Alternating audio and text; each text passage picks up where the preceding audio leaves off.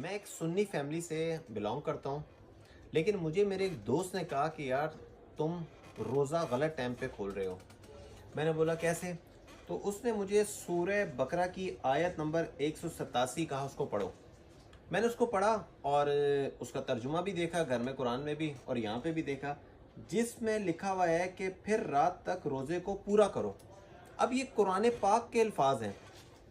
मैं बड़ा कंफ्यूज कि यार 31-32 साल मेरी उम्र हो गई है, इतने अरसे से रोज़ा रखते हुए आ रहे हैं कि कहीं मैं कोई गलती तो नहीं कर रहा, लेकिन कुरान पाक से आगे तो कोई चीज़ है ही नहीं। क्योंकि सबसे पहले कुरान पाक है, उसके बाद अहादीस मुबारक हैं, फिर सहाबाए कराम अहले बैत के इरशादात हैं, फिर ताबईन के कौल हैं। लेकिन कोई भी ऐसी चीज़ जो कुरान पाक के साथ टकराए उसको हम स्किप कर देंगे। सबसे पहले हमने कुरान पाक को लेना है। अब ये वीडियो में आप देख सकते हैं कि कितने ज़्यादा लोग अफ्तार कर रहे हैं। आप देख सकते हैं, वीडियो में सामने आपके नज़र आ रहा होगा। और ये देखें, अब आसमान की तरफ देख सकते हैं कि इधर रोशनी मौजूद है, यानी कि रात का तस्वुर ही नहीं है।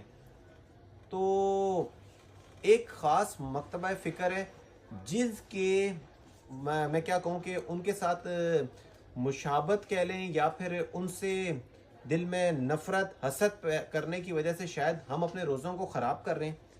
तो काइंडली हर बंदा इस बात के ऊपर गौर व फिक्र करे, क्योंकि फॉर एग्जांपल कोई भी ऐसा बंदा है जो कि नॉन मुस्लिम है। मैं अपनी मिसाल देता हूँ कि समझे मैं नॉन मुस्लिम हूँ। सबसे पहले मुझे दायरा इस्लाम में आना पड़ेगा, तो मुझे अल्लाह को एक मानना पड़ेगा, आप सलातो को आखिरी नबी मानना पड़ेगा, और कुरान पाक को मुझे अल्लाह का मौजज़ा और उसमें जो कुछ लिखा है उसको सच मानना पड़ेगा। ठीक है, अब उसकी एक एक बात को मुझे सच मानना पड़ेगा। अब उसकी सूरह बकरा की आयत नंबर 187 के अंदर जो ये अल्फाज अदा किए जा रहे हैं, जिसमें लिखा गया है कि फिर रात तक रोज़े को पूरा करो, तो यार ये बड़ा सोचने वाली बात है। तो मैंने तो आज से तैयार कर लिया है कि भाई मैं, क्योंकि जो अजान होती है वो तो नमाज के लिए होती है ना, तो तकरीबन कम से कम 5 या 10 मिनट तक का मैं वेट करूंगा कि जिस वक्त मुझे थोड़ा सा यकीन हो जाए कि रात स्टार्ट होनी हो चुकी है। ठीक है, तब तक को ये तो मेरा अपना ओपिनियन है। बाकी आप लोग कमेंट्स में मुझे बताएं कि अगर मैं कोई गलती कर रहा हूं तो मुझे पक्की सी दलील दे के मुझे समझाएं, क्योंकि हमें समझना पड़ेगा, हमें बहस नहीं करनी पड़ेगी, क्योंकि हम लोगों ने सुनकर दीन लिया है, हमने दीन को हासिल नहीं किया।